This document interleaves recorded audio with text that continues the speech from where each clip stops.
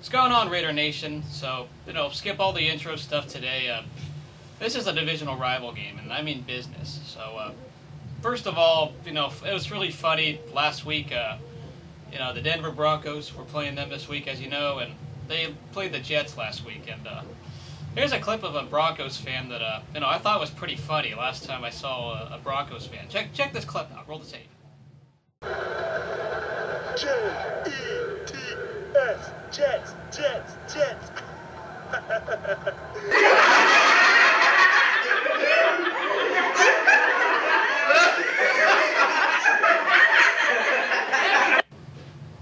Anyways, I guess he was really cheering and having a good time because the Jets won last week and they beat the Broncos. So, congratulations. You beat the Broncos. Good job, Jets fan. On a much more serious note to this game, though, this is going to be a game where pretty much the Raiders better show up, because this is a divisional rival game, and if there's some blowout by any means, this team deserves very much nothing, because it's a rival game. It's still the Denver Broncos, whether you like it or not. It's a rival game, and I can't really say that enough. The Denver Broncos, looking at them this year, they've kind of had a slow start. Basically, it's because they were very injury prone right now. Unfortunately, Elvis Dumervil is out. I think they've also had a lot of players, especially on defense, a lot of injuries out there. So with that being said, though, on the offensive side of the ball for them, they do not have a running game. However, the Raiders do not have a run defense as of right now on the stat sheet. Last week the Raiders pretty much stopped Frank Gore with the exception of one fat run, which really made the stats look so deceiving. But either way, they got to learn to stop those home run plays, because that's really going to cost us in the long term. So something's got to give between Denver's running game and the Raiders' run defense. One of those two is going to give, and one of them will look good, because both of those are not doing so well in the stat sheet. However, the Denver Broncos' strength is their passing game. Kyle Orton is playing very well. I don't know why you guys drafted Tim Tebow when you have a decent quarterback at Kyle Orton right now. I mean, he's tearing it up, whether he throws it to Demaryius Thomas or Eddie Royal and company. Those guys are doing their job out there for the Broncos. Now, for the Raiders, Stanford Routt and Chris Johnson, they very well need to go if they're going to play like they did last week and even the week before. They just got exposed the last two games, and it's very unfortunate. We can't play zone coverage. It's been very disgraceful, to say the least, especially how late in the game we were. There was that 8-minute drive, I think, that they just couldn't do it. And don't give me this run out of gas thing, because they came out of halftime with enough rest. So the Raiders' defense, it will be tested in the passing game, but will the run defense give in to the Broncos' running game to guys like Moreno or Buckhalter? But I'm not sure of the injury report right now as of this video being made, but are they going to let Denver run over them?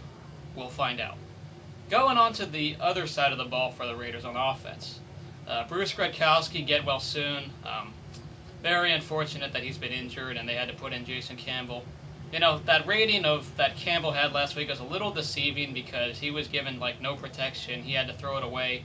That second interception was a fluke because of Jacoby Ford really not holding on to it. But there were bad throws by Campbell nevertheless. It seems the team will just play better with Gradkowski, and you need a leader. And Gradkowski can do that. The whole team, even the pass protection, gets a little bit better when he's in there. And the difference with Gradkowski is that he's able to get the ball to guys, even the receivers. When he played, a few weeks back, he was able to throw the ball around to the players, not just Zach Miller. Jason Campbell was depending on the tight end too much. I believe when he was a skin, he would depend on Chris Coley, and that's why his stats would go up. The Raiders' run game, it's getting way too predictable at times. Yes, Michael Bush is fine, and Darren McFadden, hopefully he gets healthy. But so right now, there's just some trouble. They can get a big play and get the yardage, but right now they're not able to get in the end zone, and that play calling and problem is going to go to the fault of Hugh Jackson. Because I didn't like what we were doing in the red zone. That was some garbage play calling. Very predictable when the 49ers were able to stuff them. But once again, this team is going to need to show up. it's very disgraceful if they go out and lay an egg and go up 41-7. They lose that big to the Broncos because it's a rival game, and they I don't care if it's on the road. They need to show up, and they need to prove everyone that they're not in the casket yet.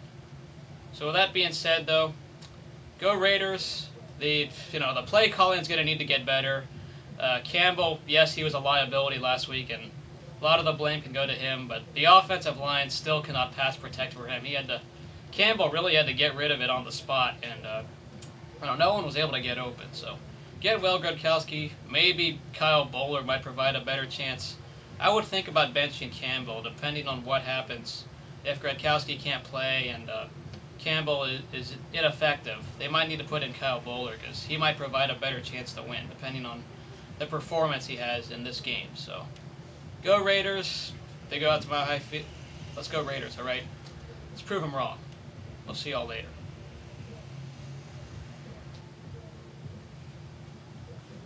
Oh yeah, by the way, to any of you who are Laker fans, video is going to come later this week. We're less than a week from the NBA season, so it begins. So for those of you in LA Raider Nation, or those of you who've been waiting for me to talk about the Lakers, you're going to get a video very soon. So go Lakers. We'll see you guys later.